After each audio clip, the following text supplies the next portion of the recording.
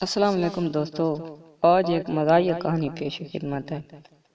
ایک غریب آدمی روزانہ ایک کاغذ پر آئے میرے پروردگار مجھے 1,00,000 روپے بھیجتے، لکھ کر ایک غبارے کے ساتھ باندھ دیتا اور آسمان کی طرف اڑا دیتا۔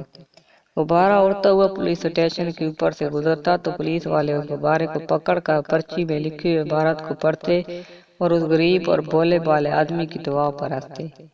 ایک روز پولیس والوں نے غبارے میں رکھی پرچی میں لکھی دعا پڑھ کر سوچا کہ کیوں نہ ایک غریب آدمی کی مدد کی جائے۔ سب پولیس والوں نے مل کر چندہ کیا تو بمشکل 50,000 روپے جمع کیے اور اس غریب آدمی کے گھر جا کر رقم دے آئے۔